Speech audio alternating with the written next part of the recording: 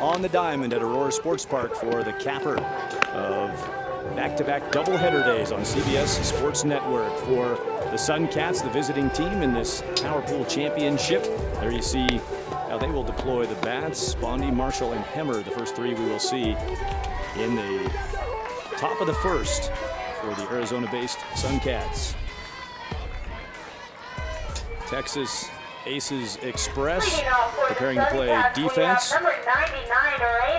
Meeting in the circle. And it's Casey Dixon in the circle. Casey Dixon has starting pitching duties in this championship game, committed to Louisiana Lafayette college experience.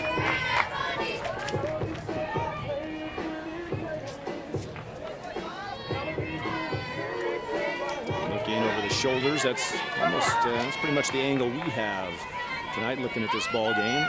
On field B1, 3 pods of 4, A pod, B pod, C pod. We're on field B1 tonight at Aurora Sports Park. We see strike one to start this Power Pool Championship.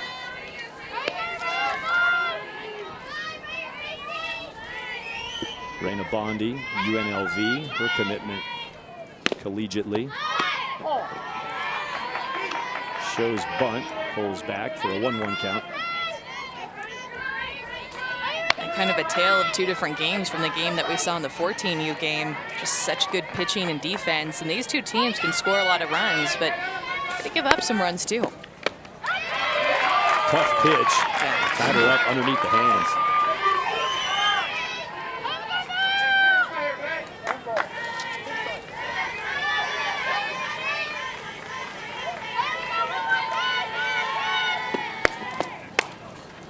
That ball's hit hard, foul, out of play. Let's go right back to that screwball, just like the pitch before. In a slightly different location, it was a little bit lower. But Dixon trying to throw that screwball in there, this right-handed hitter, trying to see if she can jam her.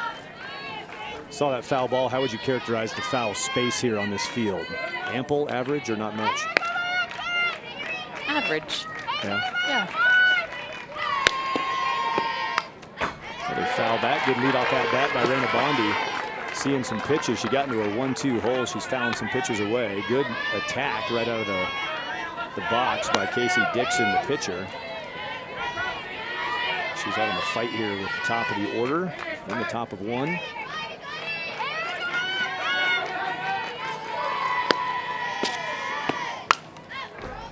Foul it away again. 61 miles per hour. Working around that 60 and low 60s MPH mark during this first at-bat.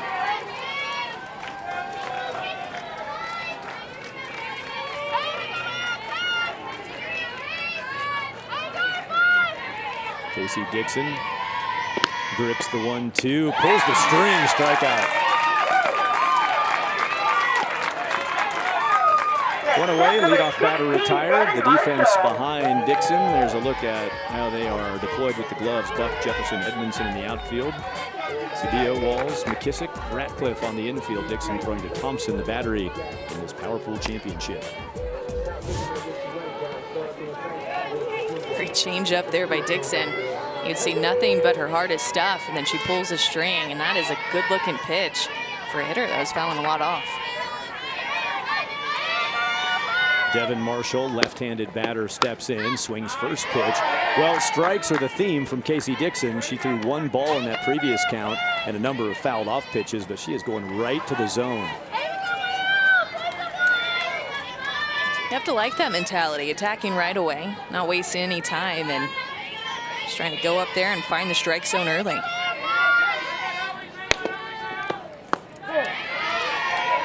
There's a ball down, 1-1.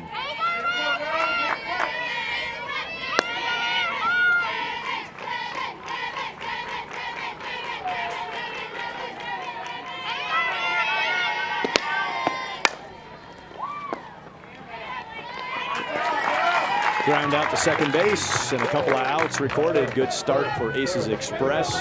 Strikeout and a 4-3 ground out. A nice job by Claire McKissick over at second base. Stay down on that, get a couple of quick outs against a team who can hit the ball well. Make your pitcher feel good in the circle.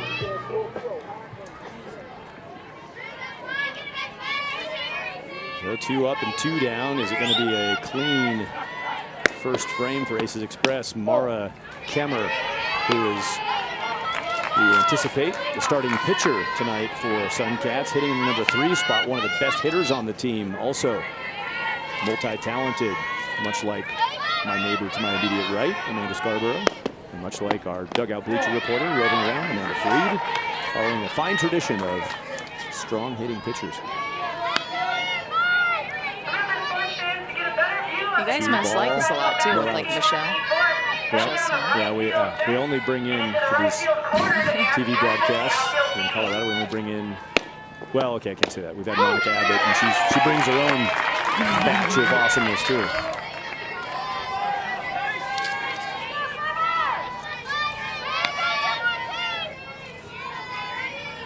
Kemmer looking at a 2-1 count from Casey Dixon.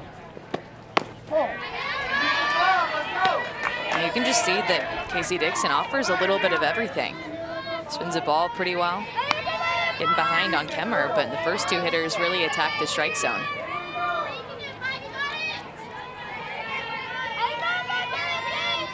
3-1 pitch. Keeps the count alive, full count, 2 down.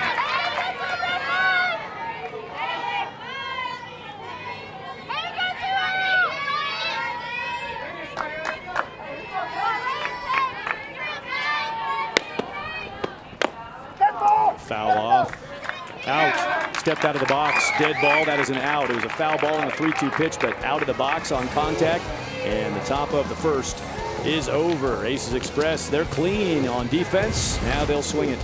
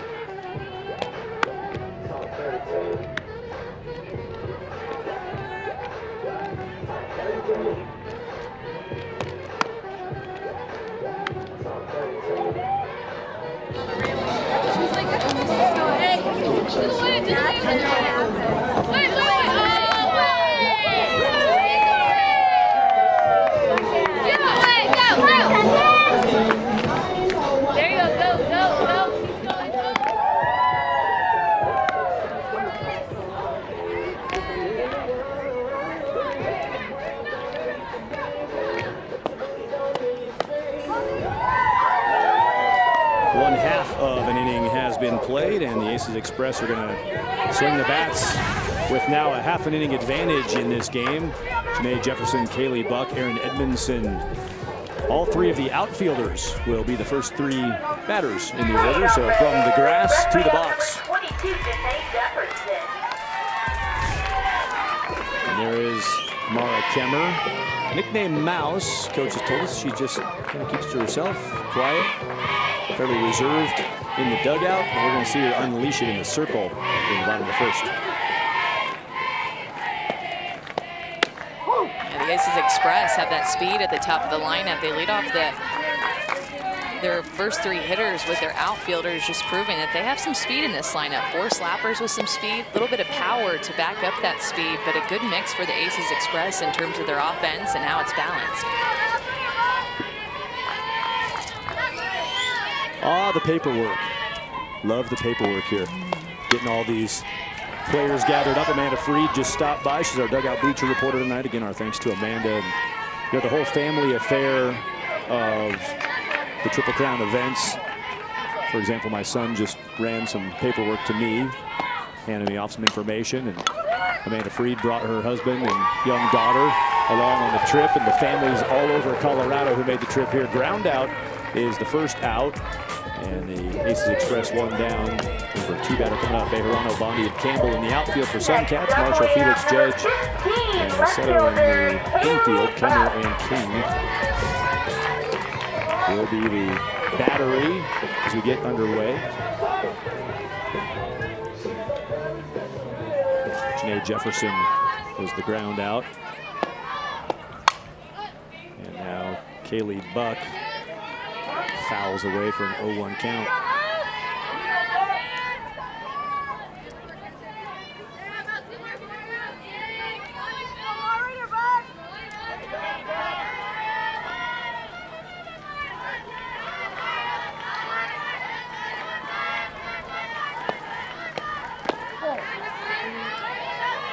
We saw last game in our Futures Championship, the SoCal Athletics. They came in with a 3-pitcher approach, assigning innings to their pitchers to just know it. Here's your job. Take these 2, take these 3, take these 2. As we get underway in our Power Pool Championship, what do you expect out of the pitching staff, sort of strategically, the pitching approach in this game? I think that they're going to go with their starter for as long as possible. The thing about the Suncats is that they really have a 1A and 1B. They have really co-aces on their team. Mara, who you're seeing in the circle now. And also Marissa Schultz. Good problem to have there when you don't know exactly who's your ace. And best thing about that is that when you're out in the circle right now, you know that somebody has your back in case you don't have a great outing to start the game. 2-2 count with 1 away. Same 3-umpire crew that we saw in our Futures Championship game just before this one on CBS Sports Network. They called a pretty nice game, so we look forward to more solid officiating. 5-3 on the putout, another ground ball, couple ground ball outs, 2 away, and Aaron Edmondson, the number 3 batter, ready to step in for Aces Express. Use the hashtag #IPlayTCS. Keep social media cranking on the Sparkler and Fireworks Tournament in Colorado. Hashtag #IPlayTCS is where you can chime in. Comment on your favorite player in tonight's Power Pool Championship. Everybody loved the team of your choice. Or tell us about your experience at the Sparkler and Fireworks if you're watching and also participating in this event. Love to hear more about the various experiences and memories that have been made in Colorado so far, and still a lot of tournament left. Still 3 more days of play to be had here in the Metro Denver area. Strike called. 58 miles per hour sends it to a 1-2 count, 2 outs, bottom of 1.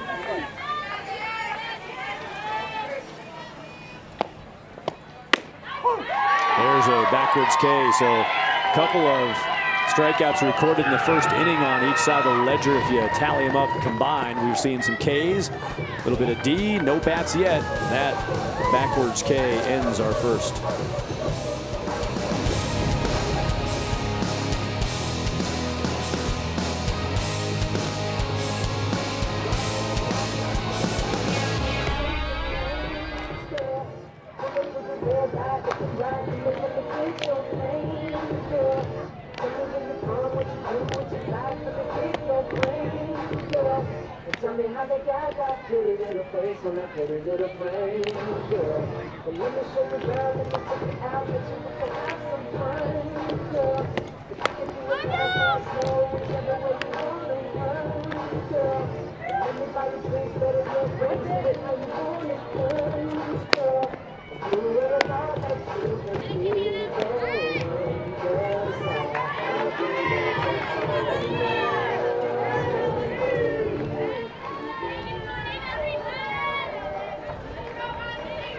For the Suncats, we have number 35, Ariana Seto.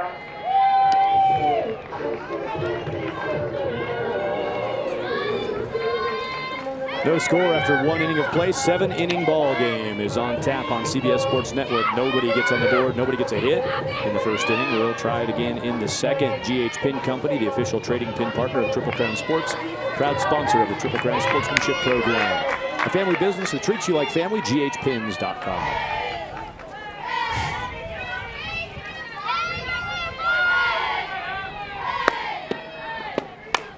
First pitch swinging, pulling that foul.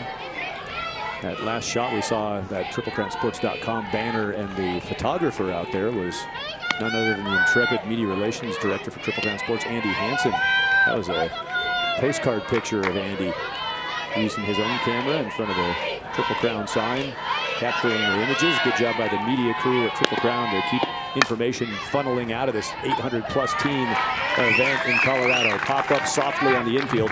Ariana Aceto is a pop out to short. 1 out in the top of the 7th.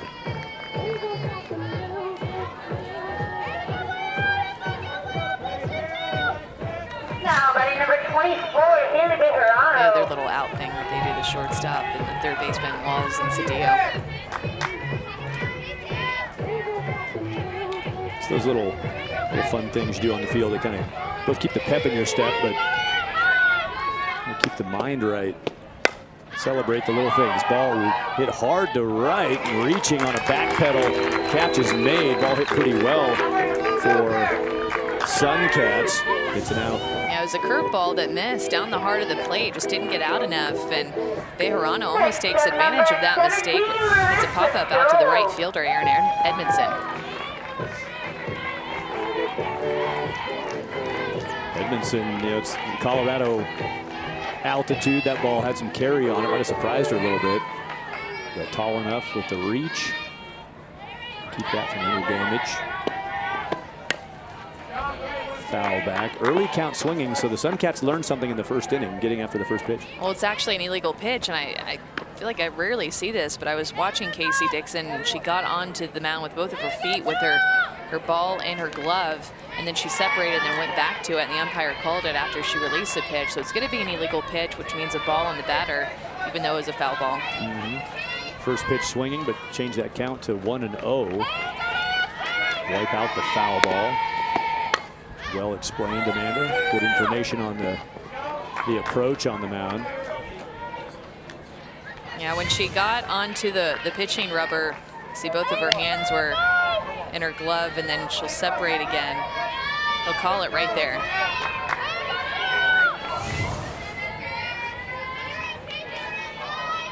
Marissa Schold batting for the Suncats. She pitched their semifinal game today to get into this television game and pitched it well.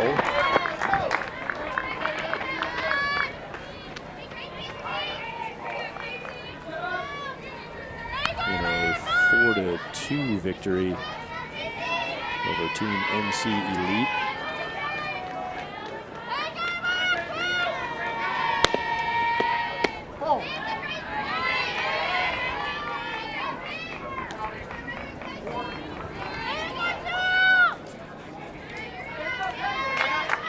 Couple of quick outs in the second inning, and now Deuce is back up on the board. 2-2 down, top of 2. Casey Dixon going right to work. She brought the lunch pail today, but lightly packed. She's not going to be here very long, in her opinion. She's going to have a snack and get out of here. Throwing a lot of strikes. She's got herself in a full count now, though, partially due to that illegal pitch that flipped this count on her.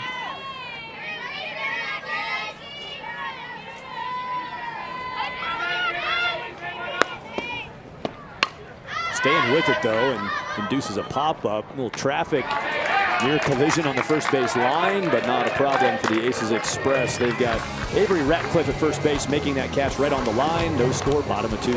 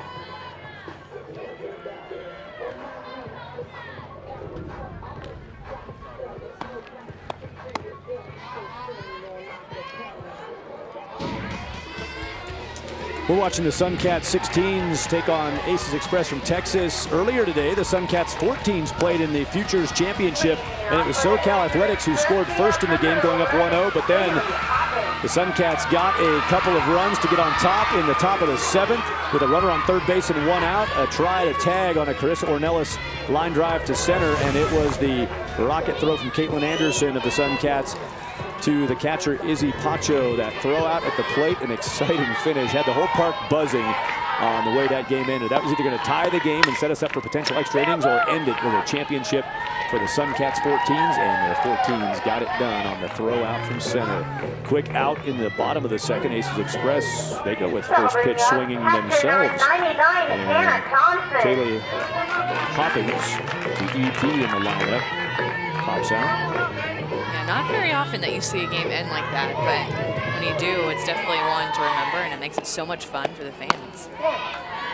Hannah Thompson, the catcher for Aces Express.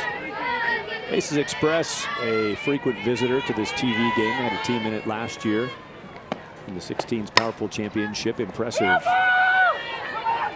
consistency at the sparkling fireworks. That ball is caught in right field, handled. Not a ball showing there at the end, though. I almost thought that was going to pop out. No problem, 2 down. Well, a lot of big swings in this Aces Express lineup. They have a lot of power, and from Hoppins and Thompson, big swings from them, pulling out with their front shoulder and just getting underneath those balls. But aggressive swings nonetheless for the Aces Express. It's Carly Campbell in right field who made the catch. And a strike to start the plate appearance for Ashlyn Walls. Really a triple threat hitter for the Aces Express. Can hit for power.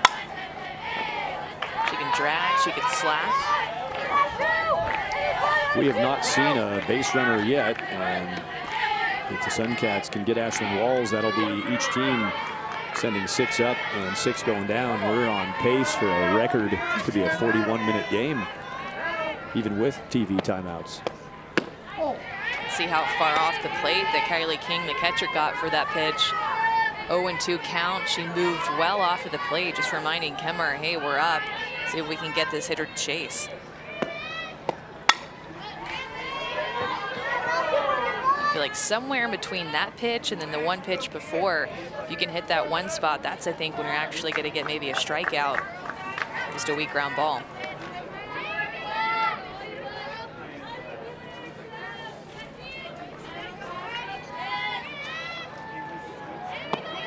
One, two out pitch, missed off the edge at 52 miles per hour.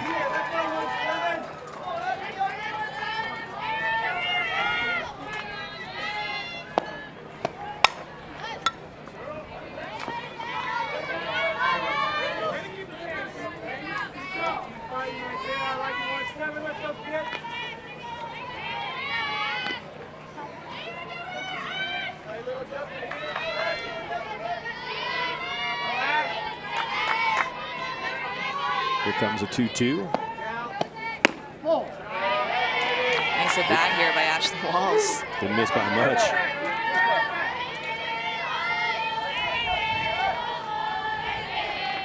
Suncats catcher Kylie King framed it up, left it there for a minute, didn't get to call this ball.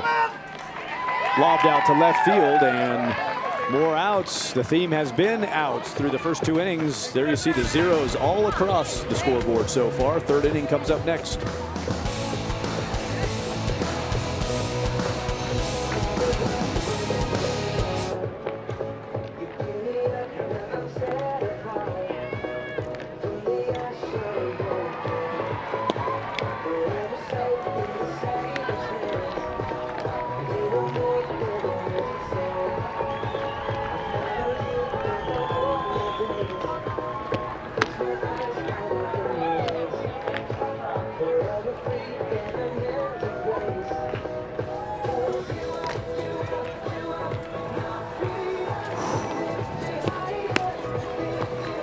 Hello.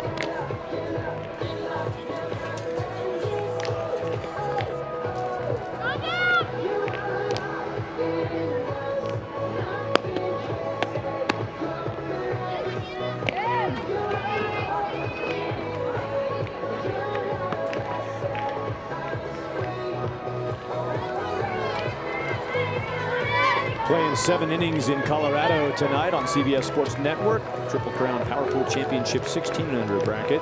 Suncats Aces Express nothing for either team through the first 2 innings.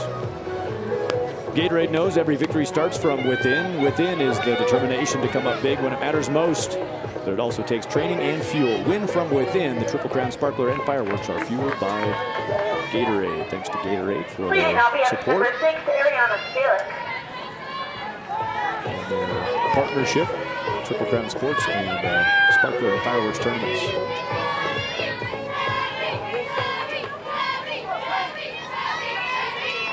Back to the slab goes Casey Dixon.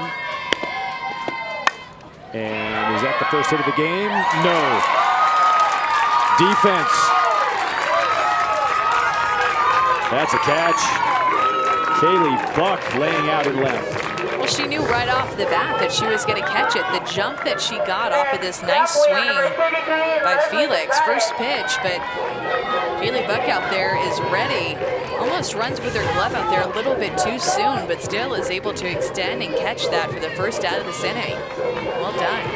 Ariana Felix, the batter, was getting out of the box thinking two. She thought she might have a gap, and that gap was closed by Kaylee Buck. What a play.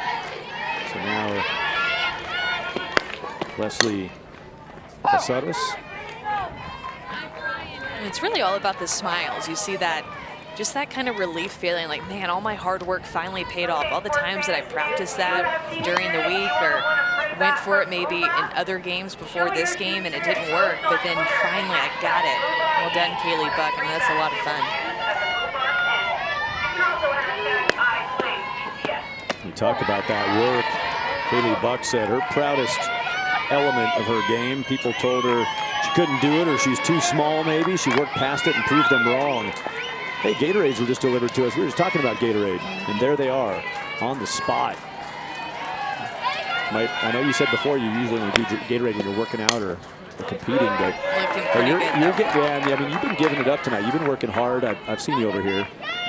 I've seen you. You're not. You know, this is like a full workout right here. I wish I could tell you I was doing like push-ups or squats or something in between innings, but then it would just be a lie. So. Say that. It'd be good television. Yeah. Can compromise your principles for that, can't you? Swing and a strikeout, and the outs continue to pile up. Casares is a strikeout victim. That is the second of the game that way, and also a step out of the box out. Look, this is a big-time pitch. Casares on some of these foul balls was on some of these pitches, and Casey Dixon does not give in whatsoever. She just finds a pitch in a location that she can swing and miss and makes it work. 8 up and 8 down for the Suncats. We've matched that defensively with the Aces Express 6 up and 6 down to this point in their tries at the plate. Verbal commitment to Arizona for our batter, Carly Campbell. Welcome to the box, Carly, and a chance to see what she can do. And that's another great defensive play. 2 gems in the inning. Claire McKissick at second base. A line drive. Look at how the second baseman, Claire McKissick, is pulled up towards their pitcher, Casey Dixon. But, I mean, it's perfectly placed for a slapper of Carly Campbell to just steal that line drive base hit. That had base hit. That had double written all over it. There were 2 balls that in most games are base hits in that inning. And yet 9 up and 9 down to the Suncats offense. Aces Express batting in the bottom of the 3rd next. And time for us to check back in with Amanda Freed. Down on the field here with head coach for the Suncats, Todd Judge. Again, you were here in the field with your 14 and under team earlier. Now you've got your 16 and under team here, the 2 teams in your program. Talk about the dynamic between your 2 teams. Well, they practice together every week. They weight train together every week. They hang out together at team hotels, tea parties. It's a program. You can see they're sitting over here rooting them on. We've been going back and forth between fields, rooting them on all weekend. It's definitely about the program being number 1, each individual team, and then the individual player, and they've really bought into that. When you said this game you were going to need your pitching and your defense, what do you think about it so far? I think we're struggling a little bit at the bat. That was our best inning, and they made 2 great plays. So I feel like it's getting closer. I'd like for us to be a little more aggressive again. I think it's a lot for young kids to play in this environment, and I think as the game goes on, they get more and more comfortable with it. What I told them over the 14-year-olds is you're going to be playing in this environment in about 2 years. Those guys still have about 4, so you might start to get ready for it now. So I think we're getting close. Good advice. Good luck, Coach. Amanda Freed, she needs a Gatorade too. She's working hard. Yeah, this is the kind of environment that now the college scene brings to you. You go to college, you get to wear that collegiate uniform, your packed house at your stadium, and lots of games on TV. You get to play under the lights and under that big red light that comes on when the camera's on.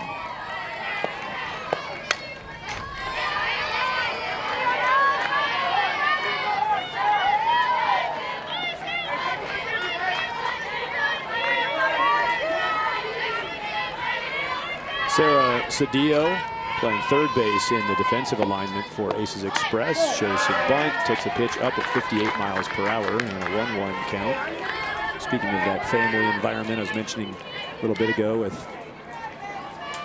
all the kids in tow and everybody hanging out together, as I look at our count, changing to a 2-1 count on our score bug on your screen. Thanks to our older son, Jarrett, who's our bug operator today, and my younger son, my wife, Kari, and myself. Proud of our little guy, too, Josh, the 12-year-old. He's been delivering notes to us out here and also getting snacks a lot at the concession stand.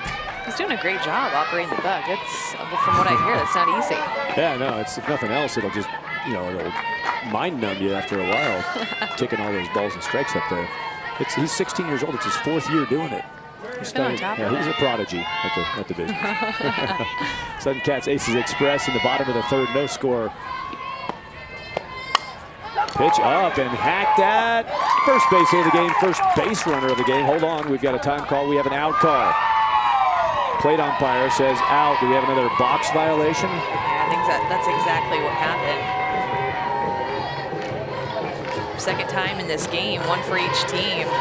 It was Mara Hemmer who was out of the box at the top of the first inning, and now Cedillo joins her in company. This home plate umpire must be looking for this with these slappers, checking out her front foot. Tough to see there because it looked like his head was blocking it. Plate. No, didn't get the plate either. I think he thought she got the front corner of the plate. Or, you know, if she's on the toe, she might not have had any contact with batter's box. You're right. That's, you know, got the eye on that. And if nothing else, pitchers are loving that because they both haven't given up a base runner yet. Right. So getting a little help. Yeah. That would have been the first base hit of the game. It's not. Cedillo is out on a foot fault. And Avery Ratcliffe is in the box.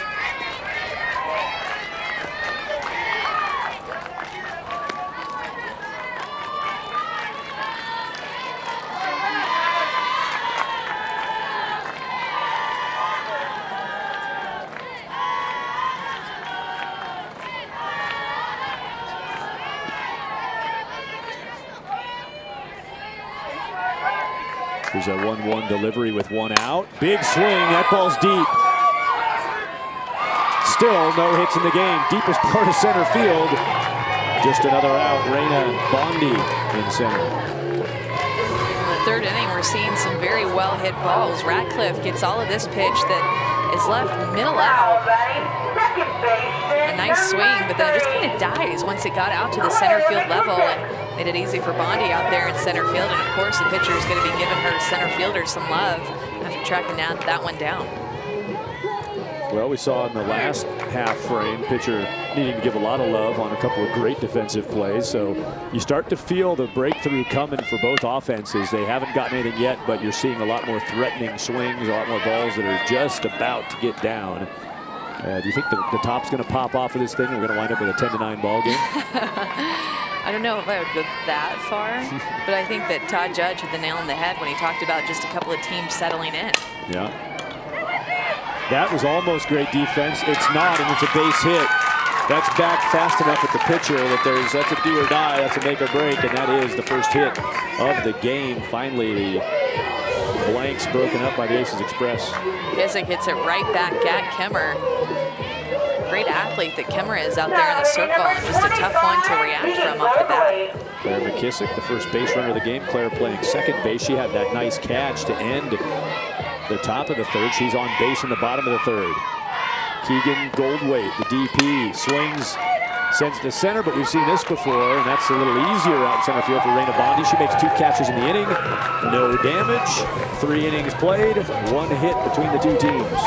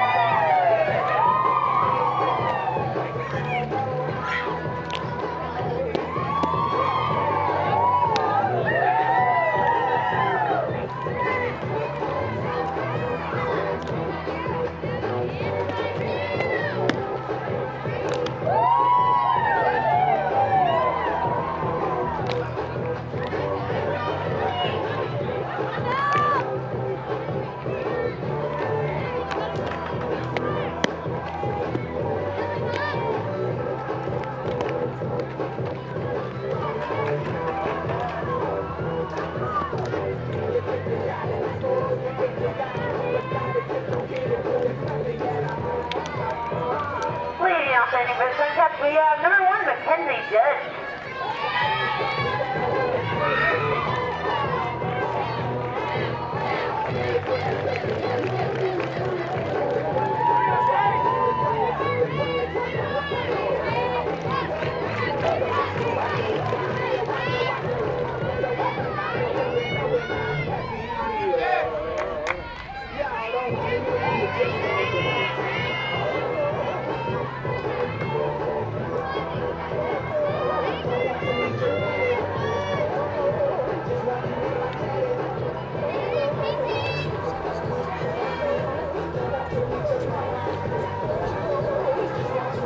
Hey, Amanda Scarborough, keep that umbrella handy, would you? Hashtag #IPlayTCS. You can get in the game, use hashtag #IPlayTCS on social media. Love to hear from you about your experience at the Sparkler Fireworks or who you got tonight in this 16-year-old Power Pool Championship game on CBS Sports Network. The foreboding, intimidating, spooky clouds back there behind us. A little stuff rolling around. Metro Denver area. Wow, that should have been a hit. That's not a hit. How about the defense for the Aces Express? That's Sarah Cedillo flashing the leather third. First pitch, the Suncats are being really aggressive, but Cedillo just scoops it on the short hop. Doesn't get it on the line drive, but just turns to her left. No big deal. It's a nice play right there by number 12. Now back to the top of the order. Raina Bondi struck out her first time up. Had a good long at bat, fouled off a variety of pitches, and she's going first pitch. There's obviously been some conversation in the dugouts about approaching the plate. Yeah, and that one right there is a much better pitch by Casey Dixon than the first pitch that was offered to the leadoff hitter. Both of them screwballs, but the first one that was just slashed down the third baseline was more on the plate. She makes an adjustment, moves it a little bit more inside, knowing that they're being aggressive. It was Mackenzie Judge who jumped all over that first pitch of the top of the fourth and just smoked it down the third base line. That's for Sarah Cedillo, the third base defense right there. That is a, instincts, hand-eye coordination. There's zero brain involved in that. Not that she's not a smart player, right. But you're not thinking. This play just got to react on it. This is a good Aces Express team. Remember, this is a team that won 14U Triple Crown Nationals last summer. Play together well. Yep, out in Georgia, Cumming and Alpharetta area, Forsyth County. That's where they played the TCUSA Nationals last year. This team won the 14s division. They're a first-year 16s team, and they've made this Power Pool championship at the Sparkler and Fireworks. That's pretty impressive. They've still got another year of 16-year-old ball next year. They're going to be in Reno, which is where the TCUSA Nationals will happen in a couple of weeks. Great event. It's rotated around the country in New York City and then Reno, then Georgia, then back to Reno. TCUSA. There is a runner aboard. Just an illegal pitch again by Dixon. She's doing the same thing. She kind of rushes whenever she gets onto the pitching rubber. And you have to have both of your hands be separated once you get onto the pitching rubber so that you can put them back together. 3-ball count, and that illegal pitch tallies up ball 4. A brief conversation out of the Aces Express dugout, but not going to change anything. This ball popped shallow left, coming on, trying to throw behind. Not going to get the runner diving back, but there's a little more defense. Well done on a long run in, and catch by Kaylee Buck. It's the first base runner of the game over there for the Suncats on a walk. Tries to double her off over there at first base, but an unnecessary throw in case that gets behind her first baseman, then that runner's going to be able to advance. Again, caught that where the dirt and grass meet. We saw that in our earlier game today. A lot of outfield catches all the way in at the dirt. These infields, they play 70-foot bases on them for 11 and 12-year-old ball. I don't think they hold 80-foot bases. So the grass cut, it's deepish. It's not 90-foot base deep when you play on these multi-dimensional fields, but fairly deep. So we've seen a lot of outfielders actually making those catches on the lip, covering a lot of ground. And known for their speed out there. Well, the old obvious outfield approach of take anything you can get, call off anybody who's working backwards, and these outfielders know what they're doing, attacking balls. Throw is going to get loose and be an extra bag. Raina Bondi stole it, and moves up on the error. Runner at third. That's easily the farthest anybody's gotten tonight. Nobody been past first. And now Bondi's all the way to third with 2 down. An important error right there is to get to second base, but Hannah Thompson throwing off of her knees, and it looks beautiful with her form and the way that she gets it down to second base, but it gets past her shortstop walls. Look at this throw on the knees. She'll just go through the plate, but the way that she was just so smooth about it, it's kind of second nature for her.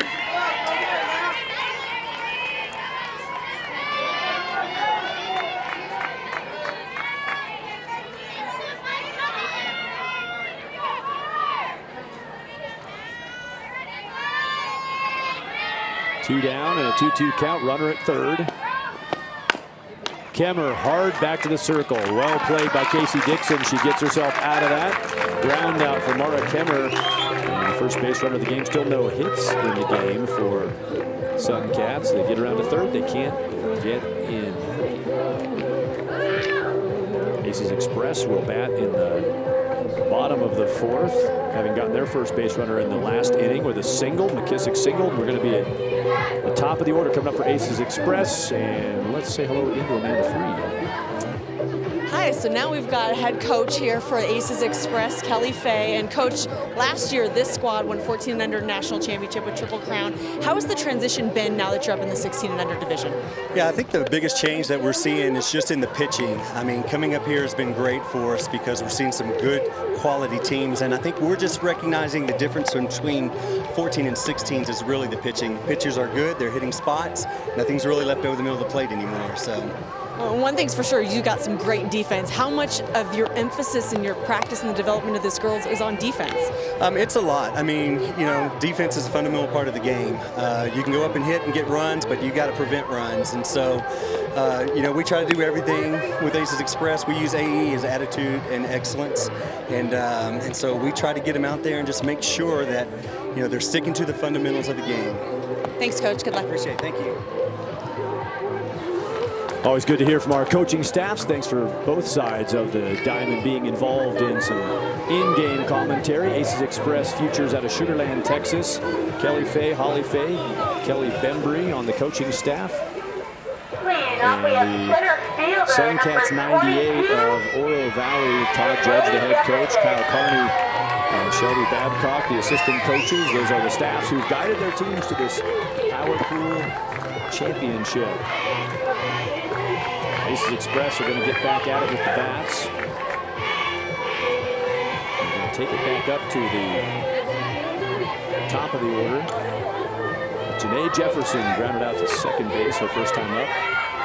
It's Jefferson and Buck and Edmondson, the 1-2-3 batters in the order. Pitch that Mara Kemmer likes to throw out there in the circle is actually a pitch that Todd Judge calls a scries. Screwball mixed with a rise ball, so it's a pitch. But to a lefty, it's got to move up and away as Janae Jefferson flies out to make the first out of the inning. In the fourth inning here of this big matchup, and you can catch some great action this weekend. Spend your 4th of July weekend with CBS Sports Network. The toughest riders, fiercest bulls on display Friday, Saturday for the PBR Star Spangled Marathon starting tomorrow morning, 10 o'clock Eastern Time, right here on the 24-hour home of CBS Sports.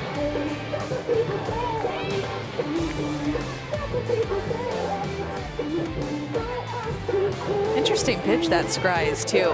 Amanda, so many times as pitching coaches, a pitch will kind of mold into a different pitch, but it's interesting for Mara Kemmer that that's a really effective pitch for her. She likes to throw it hard into the right-handed hitters, is able to jam them by locating that pitch up and in on their hands. And one of the games, in order to get to this game, they had to face a Texas Bombers team where they faced 8 of the 9 in the lineup were left-handed hitters, so they had to go to a different game plan. But Mara Kemmer is a type of pitcher that can really just kind of mold herself and adjust to the type of lineup that she's pitching against in order to be able to get outs.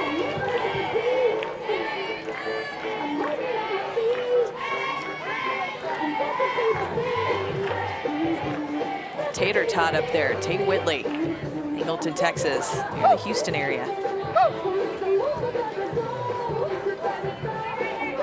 Not like I wasn't already hungry. I know, right?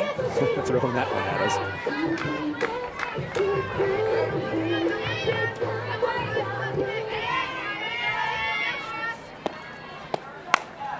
Solid swing and just fouled on the third base line. Good contact. Just another lefty slapper option for the Aces Express. It's Aaron Edmondson waiting on deck.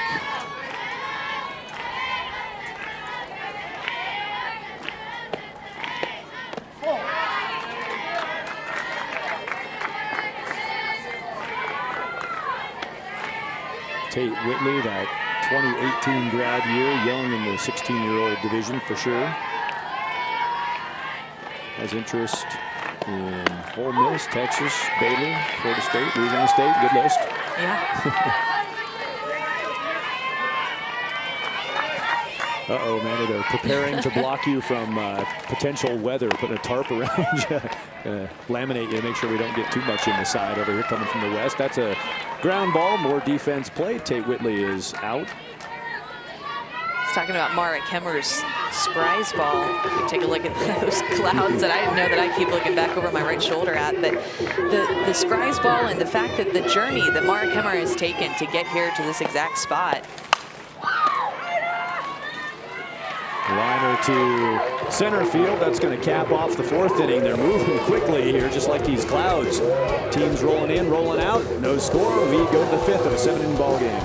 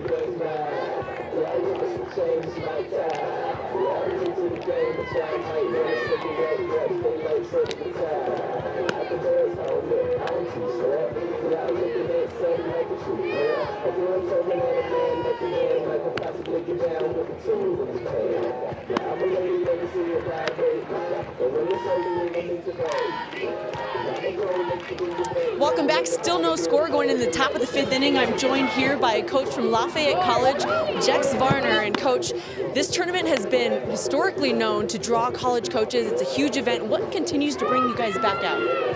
It is the amount of teams that are here, and it's the talent that continues to be here, and be able to see your girls and the girls that you want to see play the best of the best, and that's ultimately what it comes to. And this event and this venue are amazing, so it makes it very easy to come back.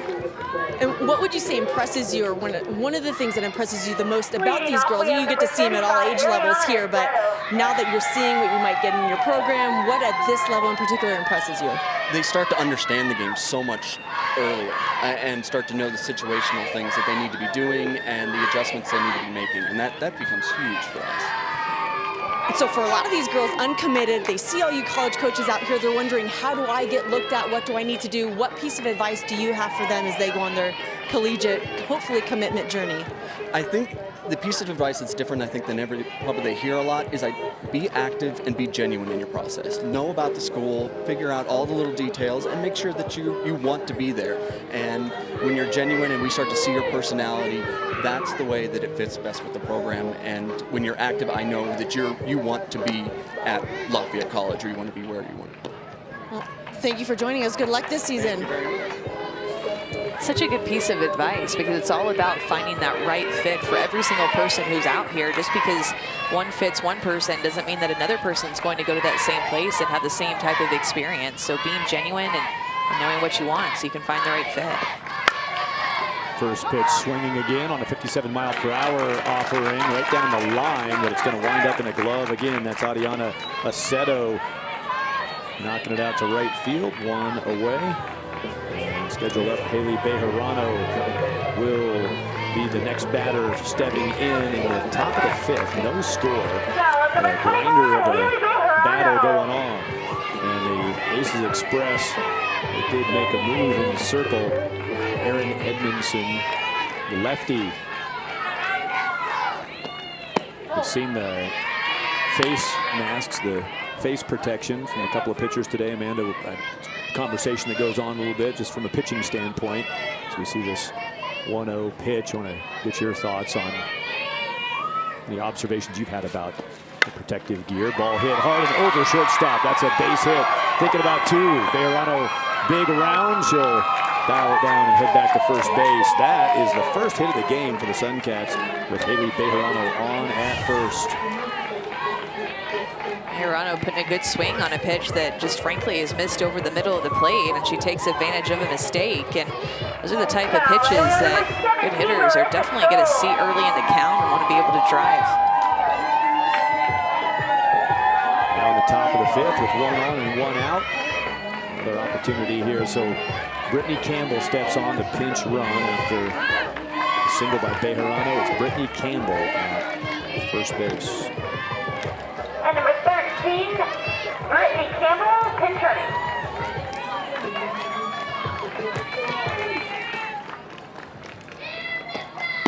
Marissa Schultz swings and misses. I know you're part of your package deal effort. You've done a lot of training and still very involved with pitcher development. What are your thoughts on the face protection? I think that whatever makes you comfortable to go out there and feel like you can dominate, that you need to do. And if it feels like that you need to be able to wear a mask and to feel like you're safe, and that's what makes you feel the most comfortable and get the best results, then you should do that. Ball sent over toward field next to us with a big crowd gathered all around. Tonight, right now, going on next to us like it was last night during our televised games. NPF action happening. The Akron Racers and the Dallas Charge are playing right beside us tonight. NPF wrapped inside of this Sparkler Fireworks event with a 4-game set between Akron and Dallas being played in Colorado. That ball toward the right side, bobbled, and that's going to be just enough time. Thing had a little knuckle to it, and Edmondson couldn't get it on the first pass, and that was enough. They now put 2 aboard. Scholl on base, Bejarano to second. Yeah, it's almost like Edmondson got to it too quick and could have potentially backhanded or stayed in front of it, but it came off the bat really weird. So she hustled over there and it had a weird spin to it. Unfortunately, unable to field that to make it out. 1 away, couple on. Ariana Felix now steps in. Yeah, that time being a lefty got the disadvantage trying to field that. If the glove's on the other hand, it's a much easier play, but didn't go backhand, bobbled it. And worth noting, though, you mentioned this earlier, we've seen it a few different times, maybe ill-advised throws. That was a smart decision. She thought about throwing it and then ate it. Yep. Don't want to send that down the line. That's a run scoring. Very true.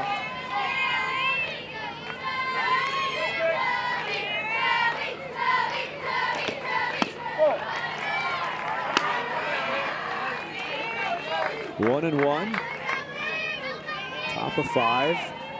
Suncats trying to break through. Their 14's already won the Futures Championship on CBS Sports Network earlier this evening. Can the Suncats double up in Colorado and win twice on TV with the only 2 teams in their program? Strike delivered. It's a great location right there for Edmondson. The same pitch that Bejarano hit early in her at bat. That single, and makes an adjustment there to get a little bit more inside on these right-handed hitters, keep them a bit closer to their body.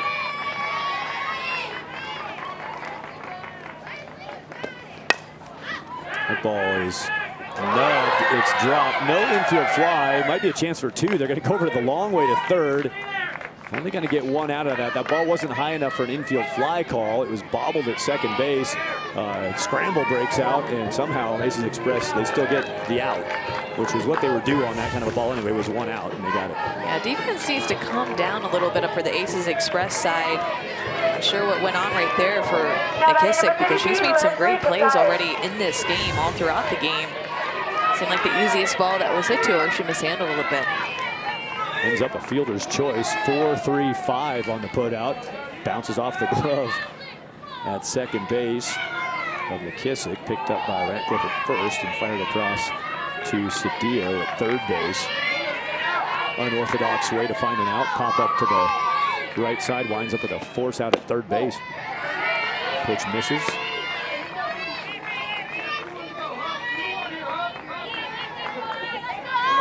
Leslie Casados, the 33 on the helmet and on the back. 2 aboard, 2 out. Going to get a play at the plate. Here comes a throw from center. It's a strong throw. It's safe around the tag. Comes Marissa Schold. And the Suncats have the first run of the game on a single from Leslie Casares. Well, first of all, Casares has been swinging the bat well today. Strikeout in her first at bat, but seeing the ball very well. She comes up confident. What a throw by Jefferson. If this one hops, it for sure is not even this close, but I think it's a good call at the plate for her to be safe. And Schold going in hard around the tag. Notice that throw took Thompson a little bit more towards the first base side of the line. If that throw would have been on the third base side of the line, then I think that Schold for sure would have been thrown out. But what an arm by Jefferson out there in center field. I'm telling you, if she one-hops that, I do not think it's as close as that play right there. Came up gun and knew she was going to have a bang-bang play. So often umpires get mentioned when something's not right. Plate umpire Gary Mitchell nailed that one on the replay. It looked like it was going to be an out the way the ball came in, just with the pace of ball arrival versus runner. But yeah, you're right, the way the throw pulled the tag away. Just enough to let Marissa Schold slide through and touch the plate before the tag got to her. And just a great piece of work in the process by Leslie Casares, who just got that RBI that struck out in her first at bat. Just didn't let it get to her. You could tell she still came up confident. Kaylee Hoppins is behind the plate now for Aces Express. She did what she could. Just made that change. Kaylee was the EP. It's hard to see that number. You know, it's on that chest protector on. You got that strap right down over the number, and substitutions not being funneled back through us, so we're just grabbing as we can. Nice block behind the plate right there by Hoppins on cue as we talk about her. Important block with runners at first and third and 2 outs.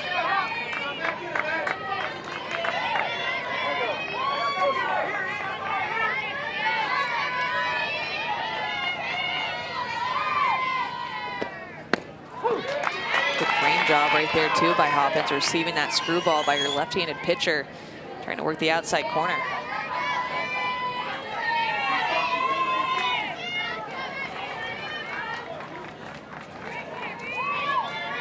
Three balls, 1 strike. Swing into a full count.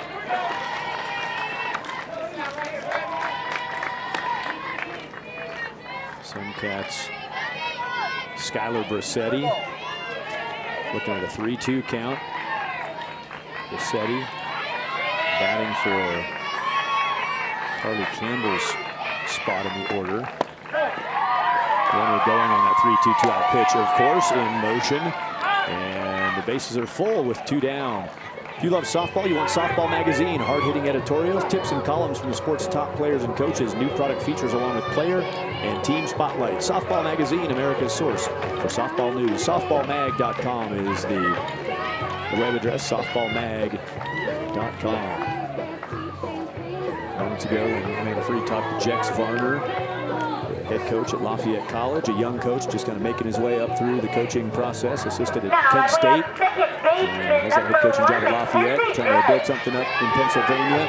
Jex actually started out as his young days, about an 18-year-old guy working for Triple Crown as a tournament director and a site guy, and watched him go through, run a club baseball program at Robert Morris, and then work his way through the coaching ranks and finding an opportunity. But I think the great thing, and great questions Amanda asked him about what he does here, what he's looking for, what a coach that's looking for. We talk so much about the Oregons and the Floridas and the Oklahomas, and they go on and on and on. I won't name them all, but those top-tier programs who've made it and who are really getting the biggest attention on the recruiting trail. But for these players in town in Colorado, there's, like you talked about, Amanda, there's so many options and so many opportunities and so many important decisions as far as fit, as much as what it says about where you go. And it was great to hear from Coach Varner and so many like him who are here because of what this event offers for all these schools across the board.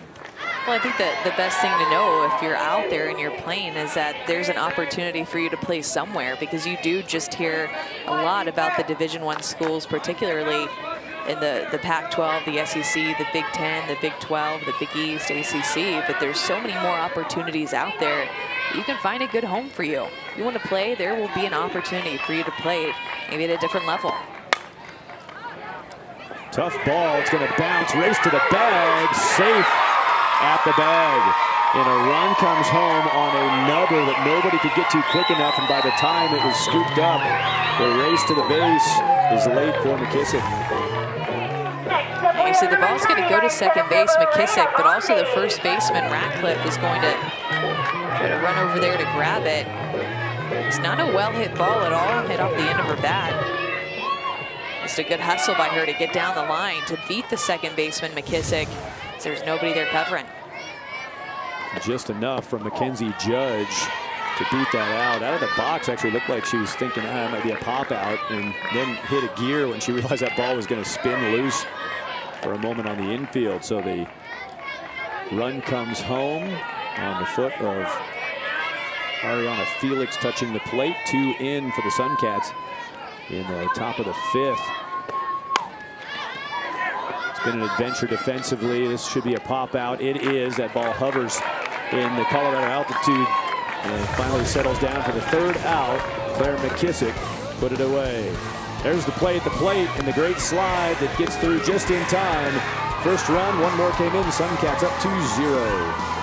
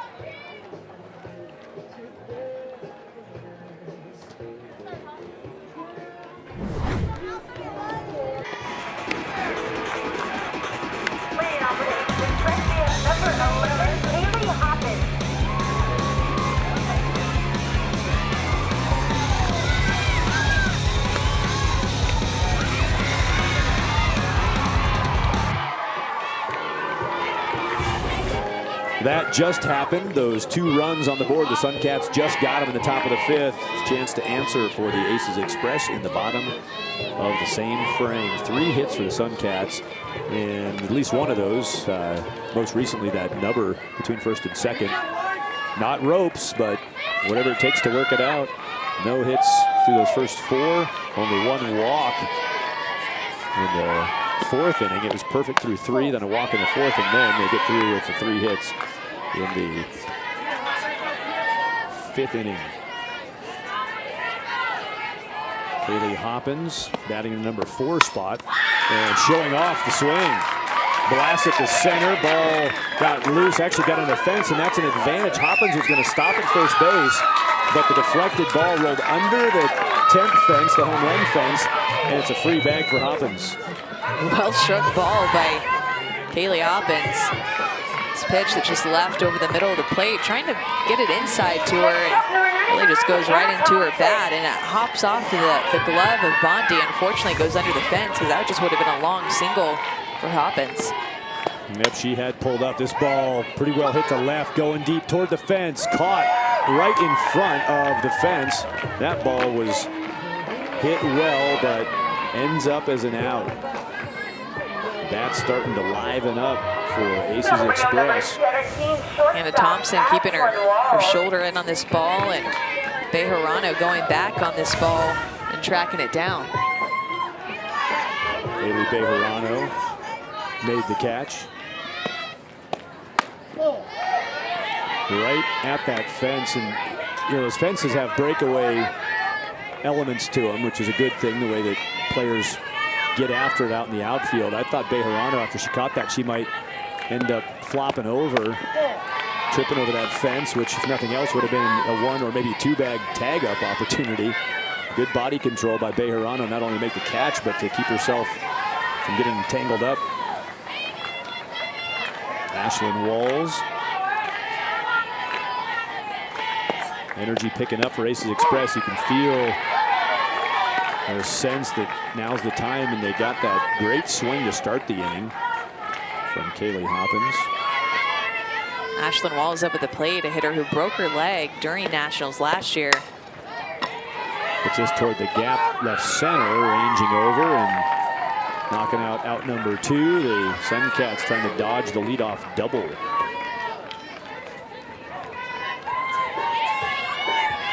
Return to the softball diamond Monday at 8 Eastern for National Pro Fast Pitch action. Pennsylvania Rebellion and Chicago Bandits live from Rosemont, Illinois, only on CBS Sports Network, the 24-hour home of CBS Sports. There's Chicago Bandits hosting the Pennsylvania Rebellion. Monica Abbott, rookie Lacey Waldrop, part of the Bandits crew. Monica Abbott along with Michelle Smith, part of our Sparkler Fireworks broadcast crew over the years.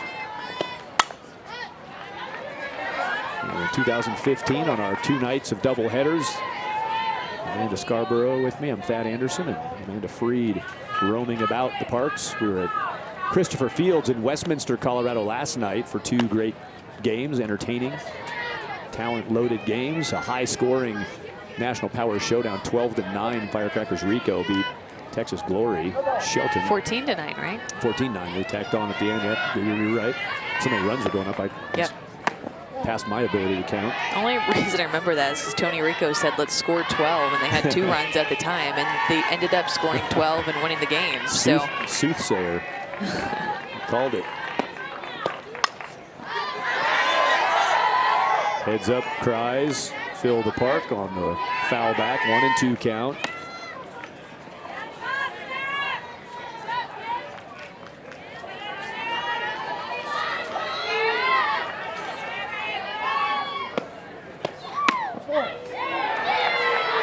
Location right there for Kemmer.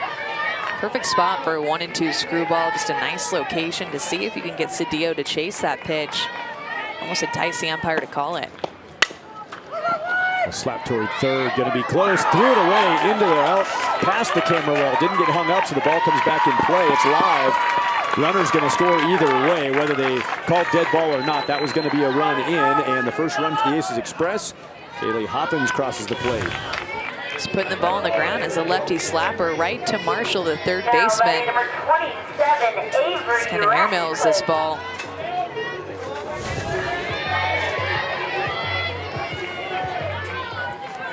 Cedillo not able to move up at first base with 2 outs. That's an important non-move up. Not that she didn't do anything wrong. She was not able to move up because of the way it kicked off the fence and came right back to the defense. But if that extra base was had, it's a whole different situation with 2 out and a runner at 2. So a little more margin here for the Suncats. Avery Ratcliffe batting.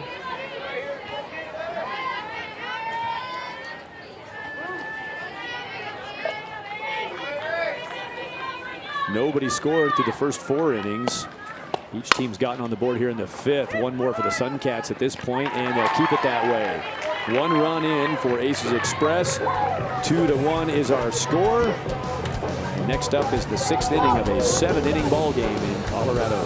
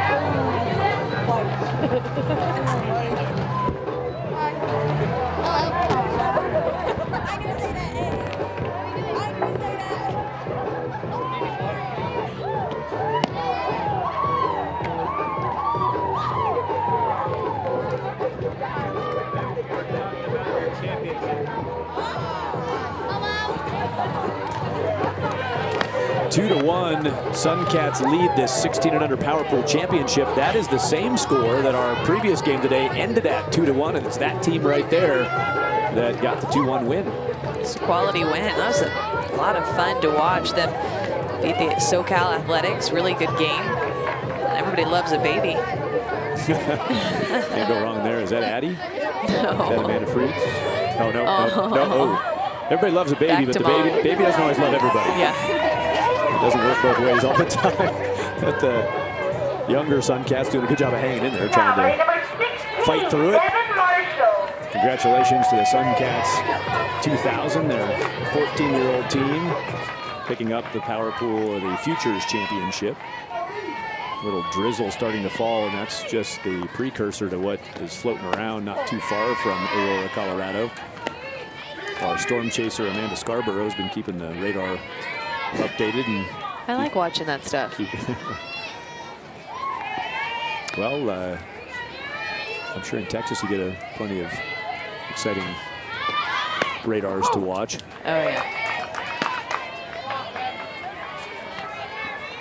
Suncats to the top of the 6th inning, leading by 1. Devin Marshall, the number 2 batter in the order, 2-3-4 batting for Aces Express. Down by a run, they get a pop, and that's going to work out for an out. Pop up to shortstop is out number 1. It's Ashlyn Walls on the catch.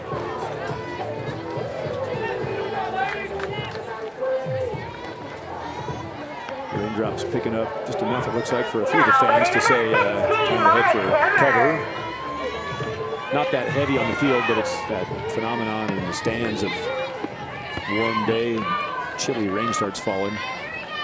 We're not quite at a spot where it's going to be a problem yet, but there's a lot of clouds floating around. This ball hit hard, and one hops the center field fence. We have a delayed dead ball call, safe at second. Little first base obstruction would have been called had a play been made, but no need. It's a double, well hit. That's a great ball for 2 bags for Mara Kemmer. Yeah, Kemmer was also pitching for the Suncats, comes up and just power slaps this ball deep past Jefferson's head out there in center field, and see the obstruction right there trying to work around the first baseman Ratcliffe. So even if the throw would have been on time and it would have been a close play, she would have been safe regardless.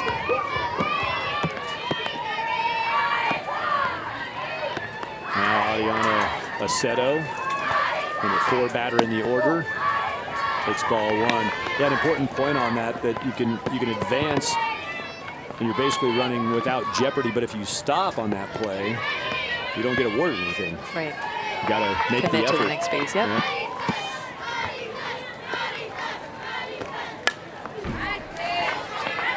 Mara Kemmer, just such a good athlete for this team. Took some time off, thought that she wanted to play basketball and chase her dreams there, and then decided, no, you know what, I want to go back to softball. There at second base, you see her number 15 standing right there. Really good athlete, can do a lot of different sports, but chose to come back to softball, chose to get back in the circle.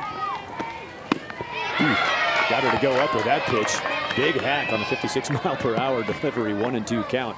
She was going for the C pod over there. That's the other 4 fields just across the way. Rain's noticeable, but again, the field's going to be fine for a while. It's a question of how many drops are falling in people's faces. Ground ball shortstop is played. Runner on to third base. So 2-1 the score, and there is Mara Kemmer 60 feet away from making it a 2-run margin. Game of inches here, scoreboard of inches right now. As Haley Bejarano comes to the plate. Some good defense today by Bejarano. And Haley also a single in this game, 1 for 2.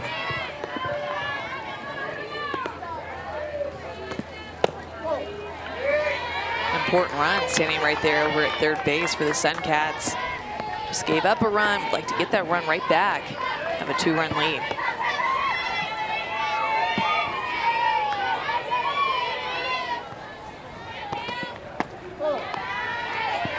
Bejarano stays off the down pitch, 45 miles per hour. Pretty nice range out of the circle. Aaron Edmondson. Now the breeze is joining the raindrops. More than a breeze, the wind whipping up. Now the wind a factor as the flag's blowing stiff, at least the one that's not wrapped around its pole out there. The Colorado flag is whipping heavily in the wind now. So balls up in the air. Been an adventure at times without breeze today, and now fully affecting and blowing out too.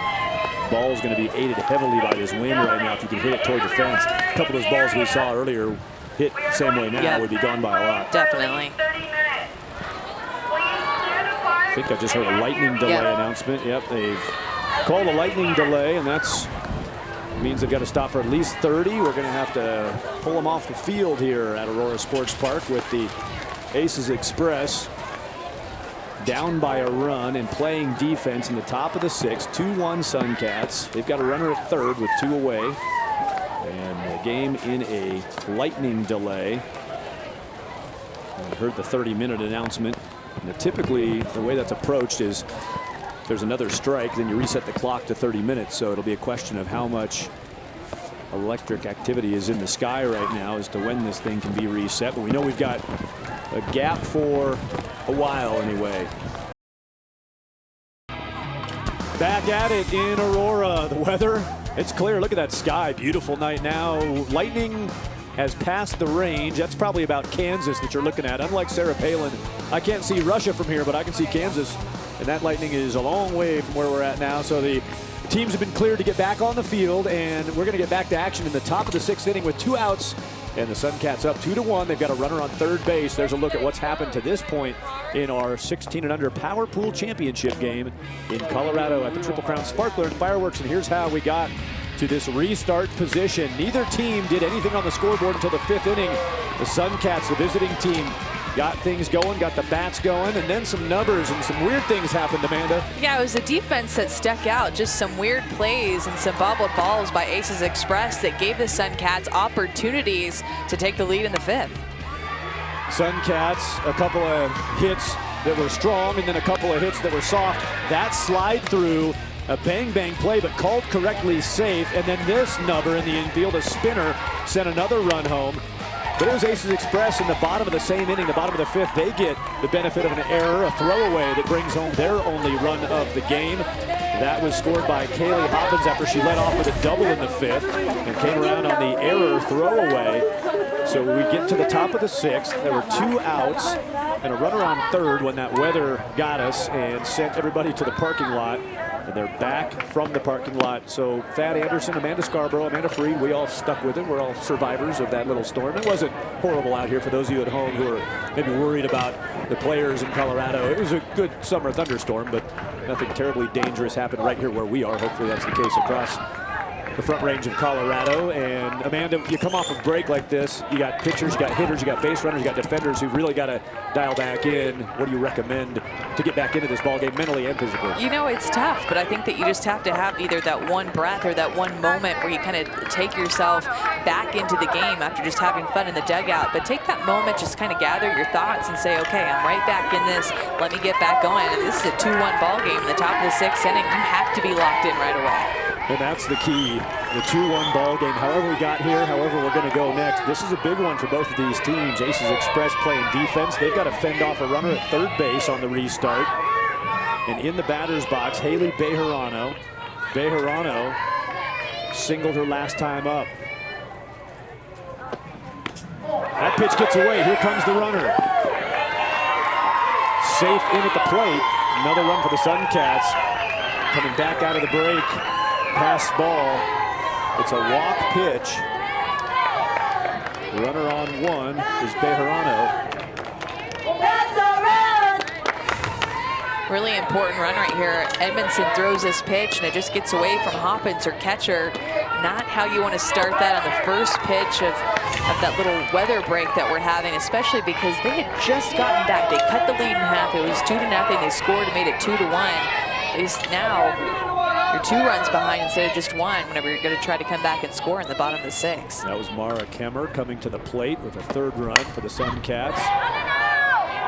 Suncats firing away at the plate on the first good pitch they saw Coming out of the weather delay, Marissa Schold, who has one of the runs scored in this game of the 3 put to the plate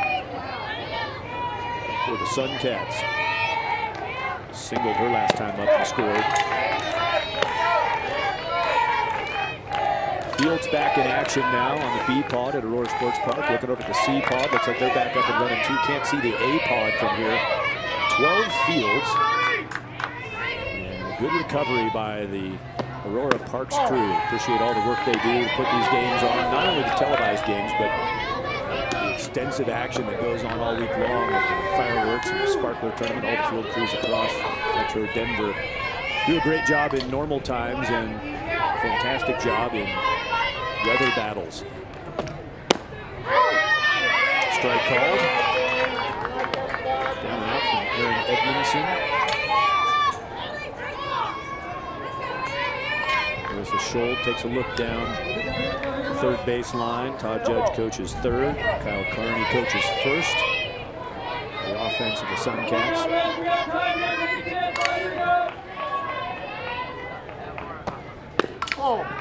Edmondson continuing to try to throw that screwball away from these righties, and it's just been not a pitch that she's had much control of in this game.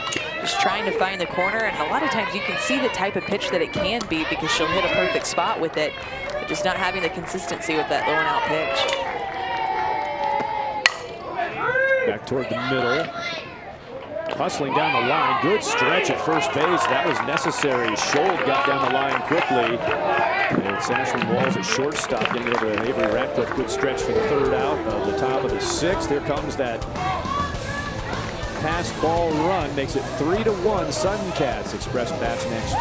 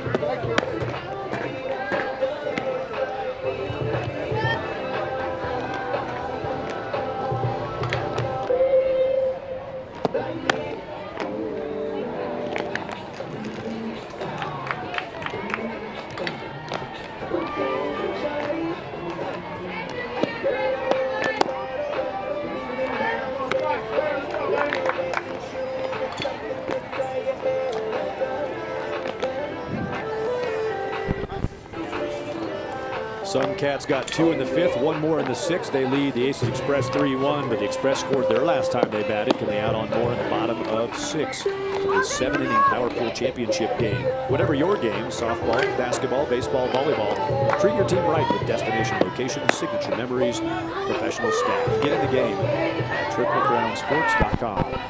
That's an all-star game going on another field that you're seeing a shot of. Some all-academic games going on tonight at this park. Those are pretty cool. All-academic, featuring high GPA, high academic kids who are looking to play in college, and some of those high academic schools are drawn to those particular all-star games. It's just among the large variety of things going on all around the park, all around Denver. It's hubbed in Aurora and Westminster, the 2 main locations. Foul ball on pitch number 1 at the bottom of the 6th inning with Claire McKissick. She's got a single. This is just her 2nd time to the plate tonight. Now in the bottom of the 6th, 1 for 1 with a single, McKissick. Back in the 3rd inning. She batted in the 3rd inning, did McKissick, and has been sitting around through some innings and a delay. It's been, what, hour and a half? More than that since her last at-bat? Something like that. Right, yep. And for those of you who are hanging in there through the weather delay, we appreciate you staying with us. Hopefully you got a nap. This game, right now, Suncats have the 2-run advantage, but it could go 19 innings tonight. The way these teams are capable of playing. There's a strikeout to get the bottom of the 6th going. New pitcher Marissa Schold working the outside corner to McKissick. I love the fact that Marissa Schuld is a pitcher. She's 5'4". She's not one of these really tall pitchers, and she's committed to the University of Arizona. Staying in state, McKissick.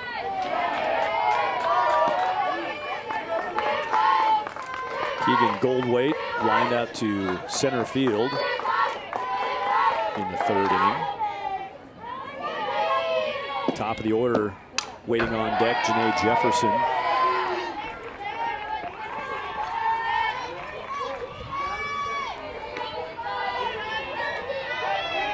Marissa Schuld, mentioned earlier a while back tonight, she pitched the semifinal win that put her team into this Power Pool championship. There's a strikeout pitch. Oh, not a strikeout pitch. I watched the umpire, did the big ring up and jumped the gun on that. It was not a strikeout pitch. The umpire liked the pitch, gave it extra demonstration, 1-2 count. And you can tell that Schuld likes to work the outside part of the plate to these right-handed hitters. You watch her catchers set up, and she's just pretty much instantly moving outside the outside corner and just mixing different locations out there. A little bit up, a little bit off speed, a little bit down. Pretty good hack on a 2-2 pitch. Is it going to stay in play? That ball, go to find the fence, and while you're doing that, it blows almost right halfway between the fence and the foul line. A lot of movement on that ball up in the sky. Yeah, just overran it a little bit, and it's tough, especially with this bad weather and the different winds that it can bring. Foul ball, and Devin Marshall goes over to try to quickly find the fence, which is exactly what you want to do, but didn't end up close over there. Camera well down the 3rd base line with protective fencing around it. That's what you saw on your screen. That throw from shortstop is solid, and Keegan Goldwait grounds out 2 away in the bottom of the 6th inning.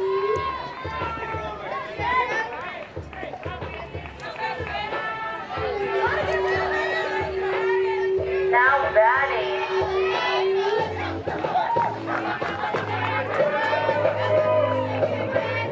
Number 22, Janae Jefferson. Back almost up the middle, but instead flagged down in the circle. Great play by Schuld to end the bottom of the 6th. Caught the back part of that ball with the very edge of her glove. And that's how they get out of it. Look at that snag. We're done with 6. Suncats lead by 2.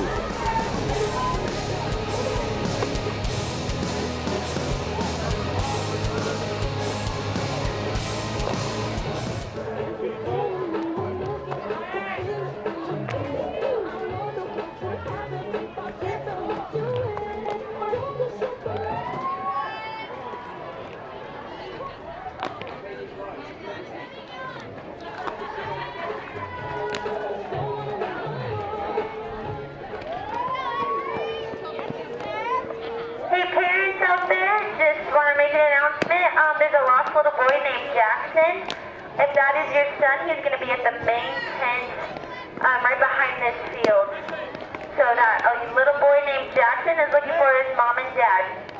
Thank you. Cassie, stay out.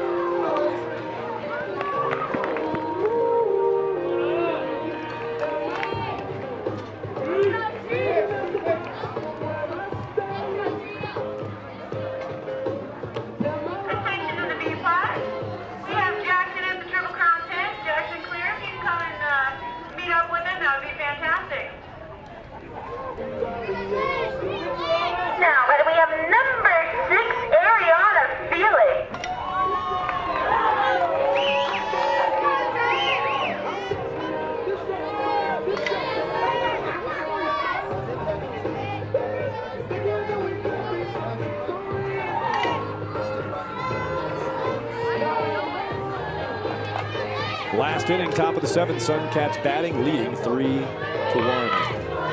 Pitching change for Aces Express, Alexis Tovar.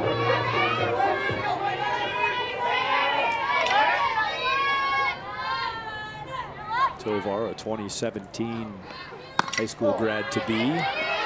Heading into her junior year of high school when August, September comes around.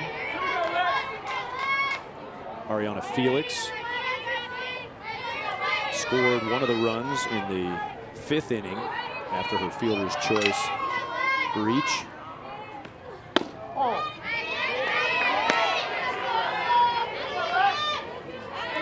Felix, Leslie Casares, and Carly Campbell's slot would be due here. Saw Skylar Brissetti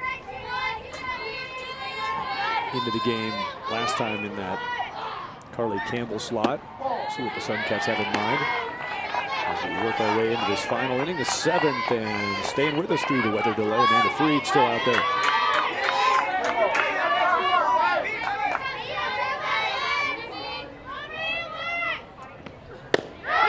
The grounds crew do all that they can to get this prepared, but Edmondson, after her first outing, you can see her clicking the cleats as hard as she can in the cement when she got into the dugout, trying to get the mud out, and then Schultz doing the same thing on the mound last inning. Tavar now starting to get a plant down, but that front foot, that landing foot, so important for the leverage and the speed behind these pitchers and their timing. Difficult to recover after the rain. Long throw, not in time, beating it out. Ariana Felix with an infield base hit. And as Amanda Freed talks about that ground softer now, going to be a little slower, and that maybe just enough. We saw hard ground earlier. Yeah, you can tell Tovar in the circles. She continues to clean her feet a little bit as well as the pitching rubber. A lot of times you'll see them stomp trying to get the dirt out of their middle cleats there. Because a lot of times it'll just start to feel like a platform, like you don't have anything to dig into the ground with because there's so much mud caked in under that shoe. Suncats leadoff batter aboard. Nice bunt, that's fair. Gonna try to take the out and not get it. Decided to pick it up off the chalk line and make the throw, and it's not in time. So Cedillo tried this safe. Yeah, that one definitely would have had the English enough to roll foul, and it's at that point right there that you need some good communication from your catcher and other fielders out there just to be sure to, they know where the runner is, to tell her to let it go. Felix moves up to second, and Casares is a infield single finish. That ball is foul. That's aggressive stuff on the line there. Sarah Cedillo wants the out. That's twice now balls that would end up foul. They're making the choice defensively to try to pick up the out. I'll tell you what, she has some quick reactions though. You see where she's playing so far up the line, so she's ready to charge that ball, and it definitely does land foul, but we've seen her have some quick reactions over there at the hot corner. Third base is definitely the right position for her. Yeah. Great play earlier on a rocket shot. Cedillo just calmly, without a flinch, played it, made her throw. Here she's jumping on bunts that are right on the line. So that is Carly Campbell back into her original batting slot. Back down again. Cedillo makes the throw. And the sacrifice successful by Carly Campbell. Runners on now to third and to second with one away. I like how Cedillo just stays persistent over there. Suncats are trying to pick on her a little bit, and she continues to step up and try to make plays, and at least gets an out right there, and 2 runners in scoring position now with less than 2 outs for the Suncats. Mackenzie Judge, 10th batter in the 10-batter order, has a single and a run produced. Here she gets it on the handle, got underneath it, and flared it to short. Catch by Ashley Walls, 2 down, big out. Tovar just sawing off Judge. It's from the inside part of the bat. Swings at the first pitch, just an easy pop-up for the shortstop there. And back to the top of the order, Raina Bondi.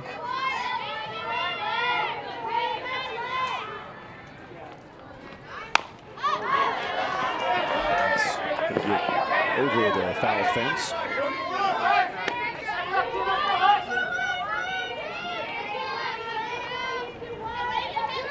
Pouring out right here, you're still only down by 2 runs heading to the bottom of the 7th inning.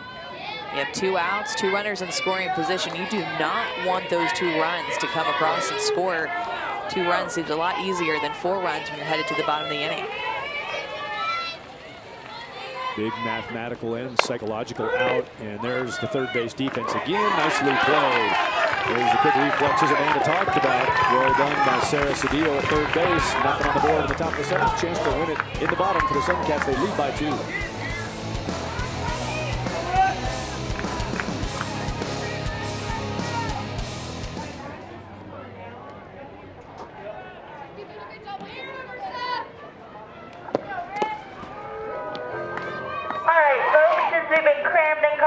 Even though it's the last inning, it's still the 7th inning stretch.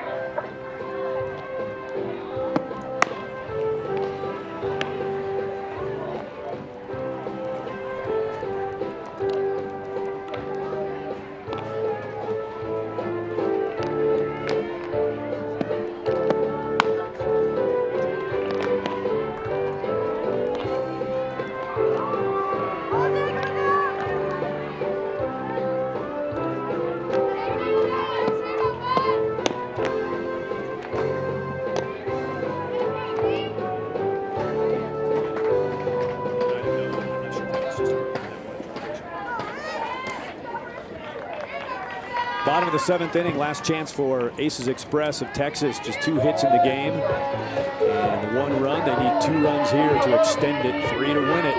Walk-off opportunity, but they're going to have to mount offense like they have not yet tonight. As a look at that circle dirt after a weather delay. Pretty good soak-up job here at the park, but still a factor. Ball likely to skip a little bit in the outfield.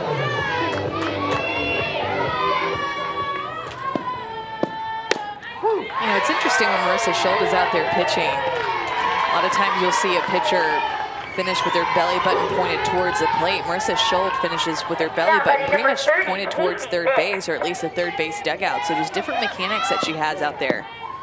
Just staying turned the entire time and not finishing your pitch. So 2 different ways that you can finish your pitch. One is like you see right here, and a lot of times the other style is that back foot, the drag foot, will kind of come next to the front foot. And you'll finish belly button to belly button for catcher. Cassie Nix checked in defensively in left field last inning. She's batting here. Cassie, a power lifter. She had a good swing on that last pitch. Nix didn't miss that by much. Nix fouled it back hard right to the backstop directly behind home plate. 2-2 count.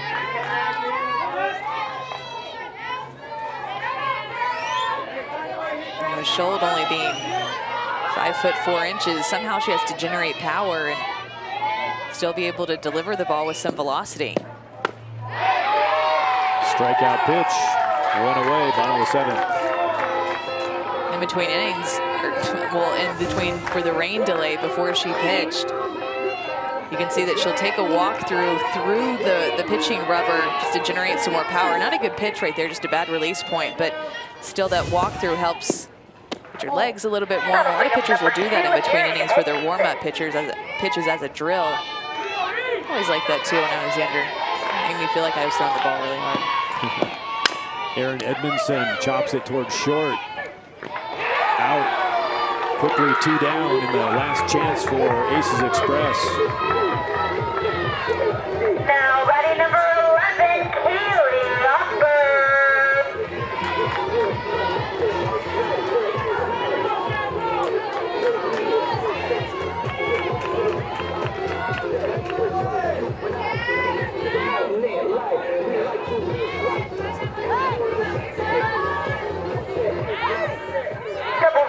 Jasmine Carlos coming in. It'll be a pinch hitter with a couple outs.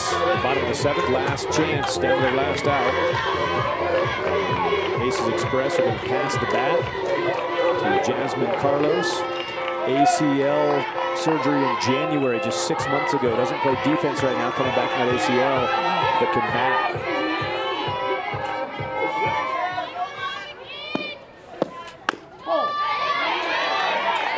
Takes the ball, so imagine not much doubt that if she can reach, then a runner would be inserted. Swing the bat. Strike called. batting here for Kaylee Hoppins. Hoppins scored the only run of the game for Aces Express in the 5th inning. Ground ball through the left side. Pinch hit, base hit. 0-0. Getting the job done. Pressure situation for a player working back from a recent ACL. On a changeup, she just sits on it long enough to be able to hit a ground ball that's just in a perfect spot through the 5-6 hole. Makes the most of her at bat, and you can tell that she's got a limp as she goes towards first base because of that ACL injury, but props to her for extending this inning and giving her team a chance to get back in this. Hannah Thompson, catcher, the number 5 batter, Aces Express in a game earlier in this power pool, hit 4 home runs in one game. Don't have one tonight, and one of those now would tie it. Thompson, to me, has had the best at-bats and the best looking swing tonight. So it wouldn't surprise me in the least bit. The last hit that she had was a deep fly ball to left field that the Hirano out there in left field was able to track down. Right at the fence. Wind looks like it's backed up now. Earlier, before that storm stopped us, it was blowing out. Now the flag is just gently blowing in. 2 outs, 2-0 count. Big swing on the 2-0. Dodgeball down at third base in the coaching box for Kelly Fay.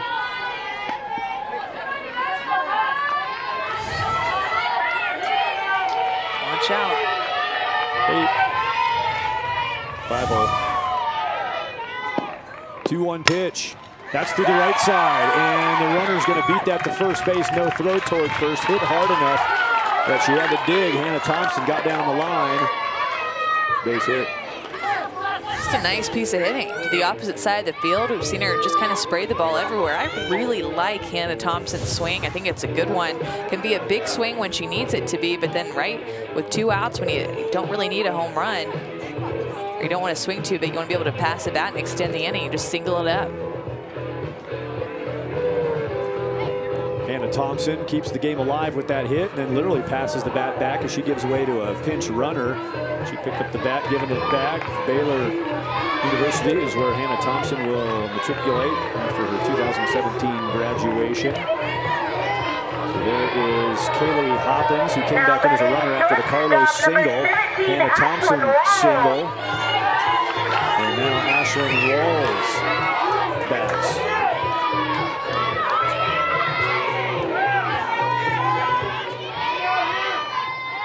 Going to stay on and run. Hannah Thompson is out there at first base. She represents the tying run. Solid strike delivered. Ashlyn Walls, shortstop. 0 for 2 in this game. Since Marissa Schold entered the game in the 6th.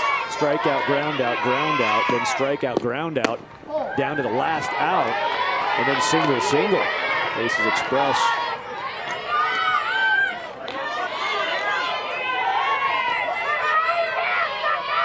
Sarah Sedilla waits on deck if she can get a chance to get in the box.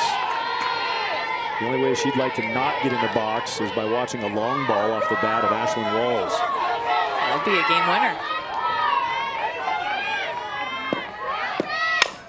That's a short ball back to the pitcher. Flip in time. Schold picks it up and makes the toss to Adiana Aceto. And that final out, so hard to get, is gotten by the Suncats. They double up today. Their 14s won earlier in the Futures Championship. Suncats champions of the power pools in the 16-year-old division at the Fireworks and Sparkler. What a day for the Suncats organization. A couple of wins, a couple of championships, one 14U, one 16U. Remember, there's only 2 teams in their organization, and both of them coming away with wins in their final game tonight. Well, this one was extended by a delay in the midst of it. We went scoreless into the 5th inning, 0-0 to the 5th, and then each team scored. The Suncats got 2. Aces Express got 1. Suncats added 1 more on, but it's an impressive surge in the 7th by Aces Express. Both these teams continue in tournament play tomorrow. Tonight it's the showcase game, the Power Pool Championship, that goes to the Suncats of Arizona. For Amanda Scarborough, Amanda Freed, our entire production crew, I'm Thad Anderson. Sparkler Fireworks Power Pool Championship is produced by Triple Crown Sports in association with CBS Sports Network, the 24-hour home of CBS Sports. Congratulations to the Aces Express of Texas and to the Suncats of Arizona making this televised showcase game. Good luck with the rest of the tournament. Suncats victorious tonight 3-1. Thanks for being with us in Colorado this week.